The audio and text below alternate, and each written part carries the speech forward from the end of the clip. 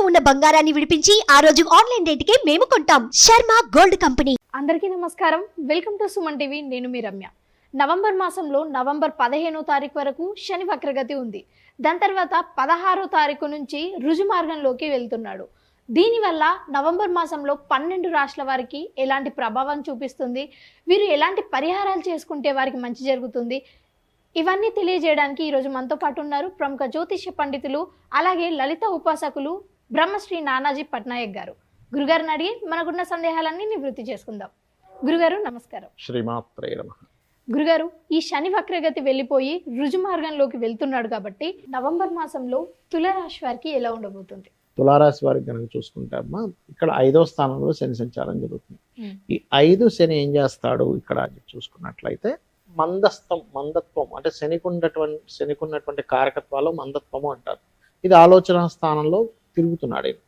కాబట్టి ఏంటి ఆలోచన కొంచెం కెరియర్లో ఎక్కడ తప్పు జరుగుతుంది, కెరియర్లో నేను గ్రోత్ అవ్వడానికి ఏంటి కారణం అని గుర్తుపట్టలేకపోతుంటాడు పంచమంలో శని సంచారం జరిగేటప్పుడు. అంటే కెరియర్ ద్వారా వచ్చే లాభం దాన్ని కొంచెం నెగ్లిజెన్సీ చేసి ఏదో వేరే ఎంజాయ్మెంట్స్ ఫ్రెండ్స్ ఇట్లాంటి వాటితో వెళ్ళిపోయి, ఎందుకంటే పంచమం అంటే ఫ్రెండ్స్ ఉంటారు పంచమంలో. పంచమం అంటే ఫ్రెండ్ పార్టీకి వెళ్ళిపోదాం, సర్లే ఇవాళ రుమా కొట్టేద్దాం, ఇట్లాంటివన్నీ చేసుకుంటే ఈ కెరియర్ పార్ట్ని పాడు చేసుకుంటాడు. అది మెయిన్గా చూసుకోవాలి పంచమ శని జరిగేటప్పుడు. కాకపోతే ఇక్కడ కలిగేటువంటి ఫలితాల్లో కొన్ని రీసెర్చెస్ ఫలిస్తాయి. కొంతమంది పిహెచ్డీస్ చేస్తూ ఉంటారు, అటువంటి పిహెచ్డీస్ చక్కగా ఫలిస్తాయి, అందులో ఎటువంటి డౌట్ లేదు.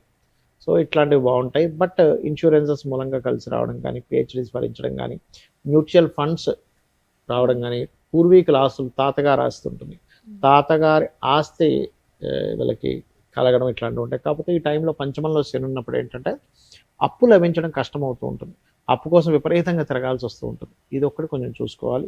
వ్యాపారాలు చేసే వాళ్ళు కూడా కొంచెం ఎక్కువ కాన్సన్ట్రేషన్ చేయాలి. ఏమాత్రం కొంచెం మందత్వం కదా, నిద్ర వస్తూ ఉంటుంది పంచమంలో శని ఉన్నప్పుడు సర్వసాధారణంగా. ఎందుకంటే పడుకుందాంలే, రెస్ట్ తీసుకుందాంలే అనే ఫీలింగ్ కలుగుతూ ఉంటుంది. అటువంటివి ఇస్తూ ఉంటుంది. దాని నుంచి బయటపడగలగాలి ఎప్పుడు కూడా పంచమ శని జరిగేటప్పుడు. అలాగే సంతానం మీద, ప్రేమించిన వారి మీద, ఫ్రెండ్స్ మీద తెలియని చిన్న మిస్అండర్స్టాండింగ్స్ కూడా ఇస్తుంటాడు. బట్ వాళ్ళతోనే తిరుగుతుంటారు. అంటే వాళ్ళ వల్ల, ఆ కారకత్వాల వల్ల ఇక్కడ ఇబ్బంది అనేటువంటి వస్తూ ఉంటుందని మనం అర్థం చేసుకోవాలి. గురుగారు, మరి కొంతమందికి జాతక చక్రం ఉండదు, మరి అలాంటి వాళ్ళు ఈ శని స్ట్రైట్ గా వెళ్తున్నాడు కదా, సో వీరు ఎలాంటి పరిహారాలు చేసుకోవాలి? ఇక్కడ ఒకటేనమ్మా, జాతక చక్రం లేదు. ఒకటే అర్థం చేసుకోవాలి, మనకి ఎప్పుడైనా సరే పనులన్నీ ఆలస్యం అవుతున్నాయంటే ఎక్కడో సాటర్న్ ప్రభావం ఉందని చెప్తుంది శాస్త్రం. ఎందుకు మందుడు, నేను ఎందుకు అంటే ఆయన ఏదో కావాలని మిమ్మల్ని ఏదో పని కట్టుకుని మీ పని లేట్ చేయడం కాదు, మీకు ఒక ఎక్స్పీరియన్స్ వస్తుంది.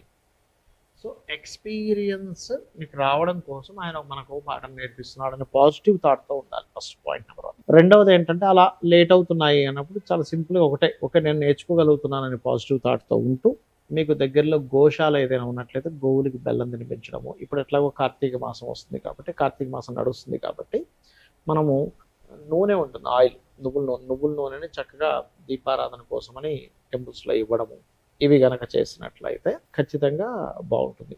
అదేవిధంగా గోవుకి కాస్త బెల్లం తినిపించడంతో పాటు ఓం అనాకలిత సాదృశ్య చుబుక శ్రీ విరాజితాయే నమః. ఈ నామము పర్టికులర్గా ఏంటంటే ఏలినాడు శని నడుస్తున్నా, అర్ధాష్టమ శని నడుస్తున్నా, అష్టమ శని నడుస్తున్నా, శని మహర్దశ నడుస్తూ శని సరైన స్థితిలో లేకపోయినా కూడా ఫలిస్తుంది. గురుగారు, మరి ఈ రుజు మార్గం వల్ల దేశకాల పరిస్థితులు ఎలా ఉన్నాయి? ఒకటేనమ్మా, ఇప్పుడు శని ఒకటని కాదు, మనం క్రోధినామ సంవత్సరం మొదటి నుంచి చెప్తూ వస్తున్నాం. అంతా ఘర్షణలు, గొడవలు, యుద్ధ వైఖరి ఇవన్నీ ఉంటాయి. శని స్ట్రైట్ అయ్యి కుజుడు దృష్టి ఉంది ఫస్ట్ ఇక్కడ. సో ఫస్ట్ మంత్ అంటే ఈ నవంబర్ డిసెంబర్ మాసాలలో కాస్త ఘర్షణలు మళ్ళీ కాస్త ఎక్కువ అవుతూ ఉంటాయి, గుర్తుపెట్టుకోండి, నవంబర్ డిసెంబర్ మాసాల్లో. కాకపోతే శని ఎప్పుడైనా సరే న్యాచురల్ 11th హౌస్లో ఉన్నప్పుడు కొన్ని వ్యాపార సంబంధించిన విషయాల్లో అనేకమైన మార్పులు ఇస్తాడు. అంటే బయట జరిగేటువంటి వ్యాపారాల్లో లాట్ ఆఫ్ అంటే అసలు మనం ఊహించం చేంజెస్ అంటాం చూసారా, ఒక చేంజ్ అయ్యింది అని ఎప్పుడు కుంభంలోకి శని వచ్చిన. అందుకే చూడండి, కుంభంలో శని తిరిగి వచ్చిన ప్రతిసారి కూడా ఒక రెవల్యూషన్ క్రియేట్ చేస్తాడు. మనకి 30 years బ్యాక్ కంప్యూటర్స్ అనేవి మనకి అందుబాటులోకి రావడం స్టార్ట్ అయింది. అక్కడ ఒక రెవల్యూషన్ స్టార్ట్ అయింది. ఇక్కడ నుంచి ఏఐ రెవల్యూషన్ స్టార్ట్ అవుద్ది. ఇక్కడ నుంచి ఆ ఏఐ రెవల్యూషన్ క్రియేట్ చేస్తాడు శని ఇక్కడ. పర్టికులర్గా మనం శని ఎంటర్ అయ్యేటప్పుడే చెప్పుకున్నాం, 2 సంవత్సరాల క్రితమే చెప్పుకున్నాం, సంథింగ్ బిజినెస్ స్ట్రాటజీలో చాలా మార్పులు రాబోతున్నాయి. సో ఆయన ఒక మార్పునిచ్చే కారకుడు అవుతాడు ఆయన పర్టికులర్గా. సో అక్కడ ఒక మార్పు అనేటువంటిది జరుగుతుంది. ఇక రెండో విషయం ఏంటంటే ఫైనాన్షియల్ గ్రోత్ కూడా చేస్తాడు. అంటే దేశాల్లో కొంచెం ఫైనాన్షియల్ గ్రోత్స్ కూడా ఇస్తాడు, ఇవ్వడం ఏం కాదు. కాకపోతే ఏంటంటే ఇక్కడ మనం అర్థం చేసుకోవాల్సింది ఈ క్రోధినామ సంవత్సరం అవడం వల్ల కొంచెం ఈ శనికుజులు వీక్షణల వల్ల, ఈ రవికుజుల వీక్షణల వల్ల అనవసరమైన గొడవలు మనం ఆల్రెడీ చూస్తూనే ఉన్నాం. క్రోధనామ సంవత్సరం ప్రారంభంలోనే చెప్పుకున్నాం, ఈ క్రోధము అంటేనే అంతా గొడవలు ఉంటుంటాయని. కాస్త ఈ మే మాసం వరకు మాత్రం ఇవి కొంచెం కంటిన్యూ అవుతుంటాయి.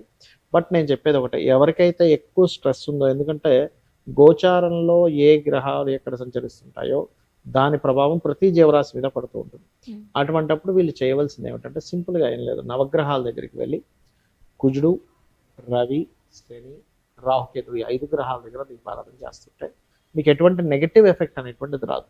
అందులో ప్రధానంగా కుజ, శని, రాహుకేతువులకైతే ఆ 4 గ్రహాలకైతే ఖచ్చితంగా చేసుకోవాలి. ఈ పరిహారం మంచిగా పనిచేస్తుంది, ఖచ్చితంగా ఫలిస్తుంది పరిహారము. అయితే ఇక్కడ ఏంటంటే మీరు ఎప్పుడు కూడా ఒక శని భగవాన్ దగ్గరికి వెళ్ళి ఒక చేస్తున్నారు అనుకోండి, నన్ను వదిలేయాలనే భావంతో చేయకూడదు. స్వామిని అనుగ్రహం బాగుండాలి. వదిలేయమంటే ఎలా ఉంటుందంటే శనే మనకు ఆయుష్ని ఇచ్చే కారకుడు అమ్మ, వర్క్నిచ్చే కారకుడు, వ్యాపారాల్లో లాభాన్ని ఇచ్చే కారకుడు. వదిలేస్తే అవి కూడా పోతాయి. ఇప్పుడు మనకి ఎగ్జాంపుల్ సూర్యకాంతి ఎక్కువ పడుతుంది, సూర్యుడే ఉండకూడదు అనుకోకూడదు, గొడుగు వేసుకోవాలి. సూర్యుడు వద్దనుకుంటే అట్లా మనం గొడుగు వేసుకోవాలి, అంతే. అర్థమైందా? అట్లా ఏంటంటే శని భగవానుడు మనకి ఆయుష్ని ఇవ్వాలన్న ఆయనే. ఒక జన్మజాతకంలో ఎన్ని యోగాలున్నా ఆయుష్ లేకపోతే వేస్ట్, వర్క్ లేకపోతే వేస్ట్. పని లేదనుకోండి ఏం చేస్తాం చెప్పండి, కెరియర్ లేదు, బిజినెస్ లేదు, మనం అసలు గుర్తింపు ఉండదు మనిషికి. సో బిజినెస్ కానీ కెరియర్ కానీ ఆయుష్ కానీ ఇచ్చేది మెయిన్గా వీళ్ళే, శని భగవానుడు. అందుకని ఏంటంటే మనం కరెక్ట్ కర్మలు చేస్తున్నాం అనుకోండి, ఆయన కరెక్ట్ రిజల్ట్స్ ఇస్తాడు. అది పూర్వజన్మలో కదా, ఈ జన్మలో కూడా మనం అందరం ఏమనుకుంటామంటే ఏంటో నాకు రావట్లేదు, ఎంత కరెక్ట్గా ఉన్నా అనుకుంటాం. కానీ అదేం కాదు, కరెక్ట్గా ఉన్నవాడికి ఎప్పుడైనా విజయం ఉంటుంది. ఏదో అడ్డదారుల్లో వెళ్ళేవాడికి ఆ రోజుకి ఏదో విజయం ఉంటుంది, కానీ లాంగ్ టర్మ్లో బ్యాడ్ ఎఫెక్ట్ అనేటువంటిది ఖచ్చితంగా ఉంటుంది.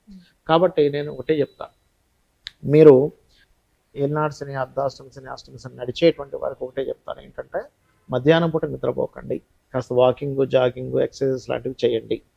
నిద్రపోయారంటే ప్రభావం ఎక్కువగా ఉంటుంది. ఒక పని 4 సార్లు అవుతుంటే ఓకే నాకు నేర్చుకునే అవకాశం వస్తుంది అనుకోండి, కాస్త నూనె లాంటి దానం ఇవ్వండి, గోవులకి బెల్లం తినిపించండి, ఓం అనాకలిత సాదృశ్య చుబుక శ్రీ విరాజితాయ నమః చేసుకోండి. రావి చెట్టు చుట్టూ కానీ, ఆంజనేయ స్వామి చుట్టూ కానీ, లక్ష్మీ నరసింహస్వామి ఆరాధన కానీ, అంటే ఈ టెంపుల్స్కి వెళ్ళి ప్రదక్షిణం చేయండి. ఖచ్చితంగా ఏమవుతుందంటే అక్కడ నుంచి వీళ్ళకి చేంజ్ 100% చూస్తారు. మీరు నేను చెప్పినవి పాటించక ముందు లైఫ్ స్టైల్కి, నేను చెప్పినవి పాటించిన తర్వాత ఉండే లైఫ్ స్టైల్కి మీరు కళ్ళ కట్టినట్టు చూస్తారు. అంటే అప్పటి వరకు అసలు దేనికోసం బ్రతుకుతున్నామా ఏమిటిది అనుకునేటువంటి ఒక నిరుత్సాహంలో ఉన్నటువంటి వ్యక్తి అక్కడి నుంచి ఉత్సాహం అనేటువంటిది 100% పెరుగుతుంది. గురుగారు, ఈ రాశి వారికి ఎలా ఉండబోతుంది, ఎలాంటి పరిహారాలు చేసుకుంటే మంచి జరుగుతుంది, ఇవన్నీ కూడా చాలా స్పష్టంగా తెలియజేశారు. మీకు నా ధన్యవాదాలు. శ్రీమాత్రే నమః.